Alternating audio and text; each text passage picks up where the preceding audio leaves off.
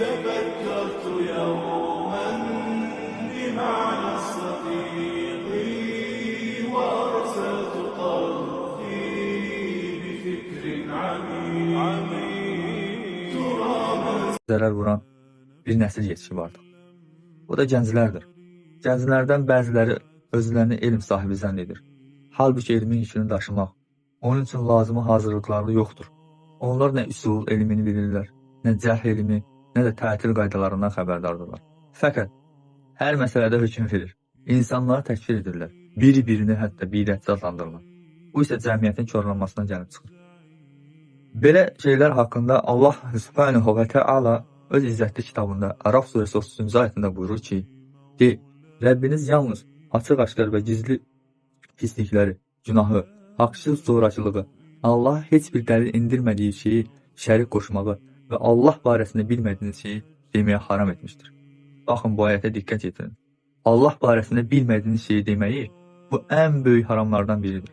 Alimlər deyiblər ki, cəhalət üzərində fətva vermək insanı zəlalətə aparar və özünü də məhv edər və başqalarını da zəlalətin içinə salar. 4 məzhəblərdən biri olan, vanisi olan İmam Əhməd bin Həmbel rahimehullah təala buyurur ki, bir kəs fətva verərkən Allahdan qorxmazsa, o fasiqdir. Əgər fətvada ehtiyatsızlıq, diqqət etməzsə, insanı küfrə aparar.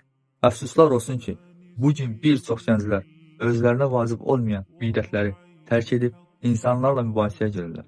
Öz ağıllarına görə hökm verirlər. Bu elm deyil vallahi. Bu nəfsin danışığıdır. Dində fətva vermək alimlərin, qazilərin, müftülərin və üsul bilənlərin elm əhlinin işidir. Hər kəsin əlində telefon, bir kitab, dilində də dəlil, amma qəlbində isə təvazö ədəb yoxdur.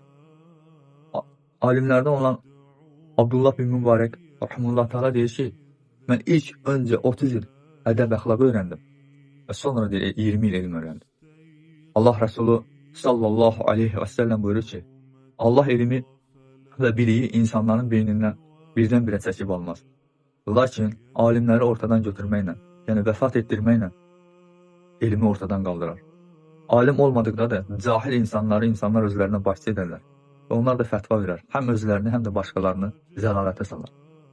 Görürsünüzmü, Allah Rəsulü dedikləri həqiqətən bugün baş verir. Ey iman etmiş, yeni gənc olan insanlar, elm öyrənmədən hökm vermək, ateşin üzərinə su deyil, o vallahi benzin tökmək kimi bir şeydir.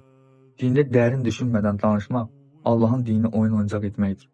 Sələflərdən biri belə deyib, kim alimlərə qarşı çıxıb, öz əqli ilə dinini qurarsa, bu mütləq zəlalətə düşər. Əgər bu gənclər elm əhlinə hörmət etməzsə, alimlərin dərin anlayışını kiçik görərsə, Allah onlardan bərəkət alar. Çünki dinin qoruması alimlərin varlığı ilə iyidir. Lakin insanlar bunu bilmir. Gənc nəsil öz əqillərinə görə etiqad qurub, özləri fətva verib və insanları dinə salıb dindən çıxartmağa çalışırlar. Sanki, haşa, Rəbbimiz Əzzə və Cəllənin deyil cənnət cəhənnəm bunundur. Bu salıb çıxardacaq olaraq. Allahdan qorxmur. Bu elm dindir. Dinimizi kimdən aldığınıza baxmaq lazımdır. Bugün bir çox insanlar dini sosial şəbəkələrdən, videolardan, hisslərdən alır. Halbuki elm səbir və təvazö tələb edir. Elm həqiqətən də ən əsas səbri tələb edir.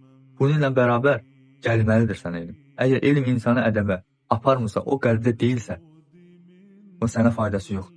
Əgər sən elm aldığın təqdirdə, sənin ədəbin yoxdursa, sən elmə qarşı demək ki, əxlaqsız yanaşırsan, ədəbsiz yanaşırsan. Allahdan qorxmaq lazımdır.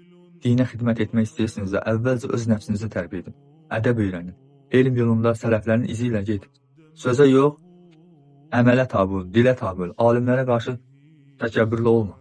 Bu şeyləri tərk edin. Unutma ki, din oyuncaq deyil. Dindən danışmaq, fətva vermək məsuliyyət tələb edir. Allahdan qorxmaq lazımdır. Rəbbinizə qarşı cürətkar olmayın. Bilmədiyiniz şeylər barəsində danışmayın. Allahdan qorxun. Allahdan qorxun, Allahdan qorxun.